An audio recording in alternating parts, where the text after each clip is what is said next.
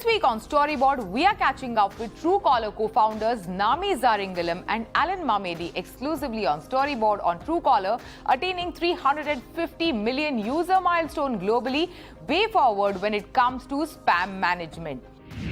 We are catching up with Sonia Kurana, Chief Operating Officer, and Uni Radhakrishnan, CEO Digitas India, on some of the challenges that digital marketing leaders struggle with. Hello and welcome to Storyboard. I'm Shibani Gharat. Truecaller, as we know, is a Swedish company founded in 2009 in Stockholm by Nami Zaringalam and Alan Mamedi.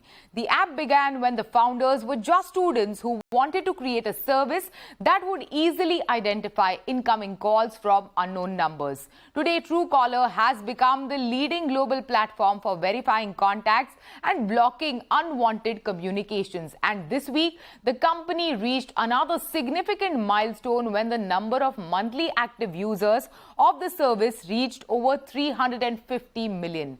India is one of the largest markets for the company, and Truecaller has been growing at a staggering pace here, which also highlights how big a problem spam is in the country. I'm catching up with Alan and Nami exclusively, who are visiting India, and speaking to them about the significance of the India market.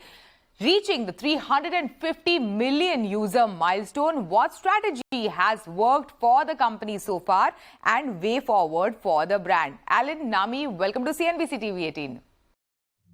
Thank you for having us. Alan, first up, reaching 350 million users, reaching that milestone, how does it feel like? Yeah, I mean, it's a fantastic achievement, of course, having 350 million users globally, of course. You know, there are very, very few companies in the world who has been fortunate to have this amount of users using your product, loving your product. So we feel very blessed to be here today. So it's a big achievement for us and a huge milestone. What is the strategy, Nami, that has worked for the brand so far? Always thinking about, you know, what can we do better? How can we be better? So I think that has been like overarching for the whole app actually, and the experience, and try to make it as simple as possible for everyone to use Truecaller and get benefits out of Truecaller. Now, Alan, coming to India, your biggest market, there have been quite a few interesting campaigns that the brand has done in the country. Which one has been your favorite? I think the It's Not Okay campaign that we ran last year in February and March was the one that I was most proud of, because I think the impact we had to create the awareness around women's safety, and what to do, you know, where do you actually go, which number do you call, just bringing this important subject up has always been important to us. But last year's campaign was fantastic, I must say. We got some very, very important people to the whole thing, the scenery that we set up in Delhi. So yeah, I would say that. Nami, over to you. Today, we are facing threats and nuisance in different forms. Apart from security breaches, there are a range of issues such as missed calls, blank calls, fake calls, etc. that scammers are using, and scammers are getting sharper by the day. What are you guys doing to arrest this? I think there's a lot of work that has been done from us in the past couple of years. We started out with spam blocking and caller ID, etc.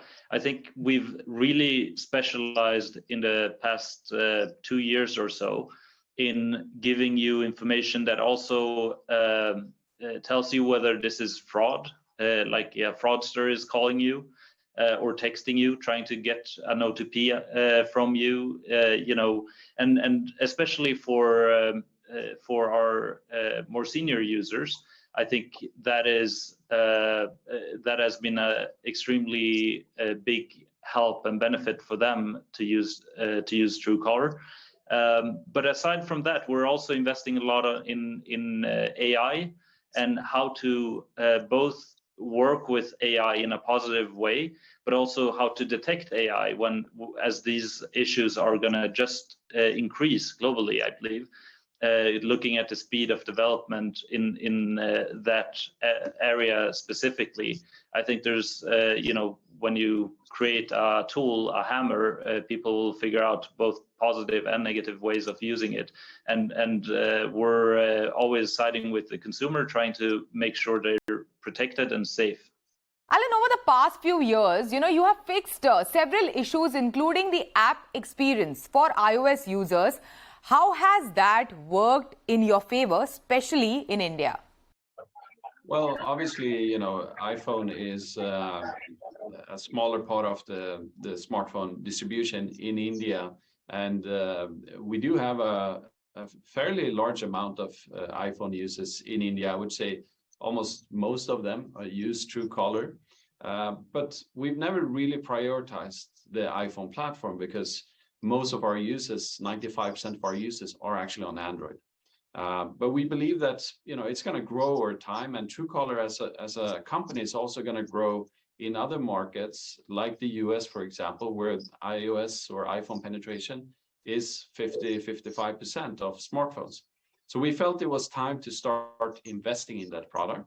So last year was all about rebuilding the product from scratch, making the product good, because we were not proud of the product we had before. And I would say today the product is very good. And last week we launched a new feature called Live Caller ID, where we have been able to make the experience almost on par with Android, where we use the power of Siri. So when a call comes in, you say, "Hey Siri, search Truecaller," and it will search the number. Of course, we would love the experience to be just like on Android, where it automatically does this. But there are certain limitations on that platform. But we hope over time we can fine-tune it and make it even better. Namita, over to you. Tell us more about how do Indians use Truecaller today? I think a lot of the feedback that we get from our users is that they use it in both the caller ID and spam protection capacity. Obviously, that's like the first thing that you download the app for. But then what we've been hearing more recently is how Google Pay Care numbers, sending SMSs, trying to fraud people, or sending links, trying to impersonate HDFC websites, getting you to log in with your bank access to kind of collect that information so that they can later on use that information to withdraw money from your account. And all of these cases of fraud happening using SMS messaging, and our capability to both detect them but also caution our users before clicking these links when we know that they are unsafe, and really make them aware, and even like disabling clicking them for the safety of our users. And I think those are capabilities that we built over the past 2 years in terms of fraud detection that has really served our users well, and they're just discovering how capable Truecaller is on the messaging side. Moving on, Alan, what is the further potential of growth, and what are the areas that you wish to tap into? Yeah, I think, as I mentioned, we have only in India around 250 million active users. And there are around 500 million connected smartphones in India. So obviously we have more potential, more people to help and educate and onboard to our product. But I think what's exciting is that the number of connected smartphones will continue to grow every year. So that obviously creates a lot of opportunities for everyone. But the things we are working on around calls and messaging to make that experience safer and more efficient for our users, I think that's going to keep us very busy for quite some time. And our focus is to build functionalities on top of that. So for example, we're going to launch our AI assistant quite soon in India. We just yesterday launched our AI SMS protection service in the product, just like Nami mentioned. So we're building many things on top of this. And, I think when it comes to fraud and spam, you should keep in mind that this is their full-time job. They're going to be clever. They're going to find new ways to lure consumers into bad things. And our job is to make sure that we keep them safe. So it's a very exciting opportunity and area that we're in. And Nami and Alan, this question goes to both of you. Finally, before we go from 2009 to now, how has Truecaller really evolved, and what have been, according to both of you, what have been some of the key milestones of this journey? We were actually talking about this just yesterday. One of the key milestones for us was the growth that we saw in India. Like, obviously, that was a turning point for the whole company.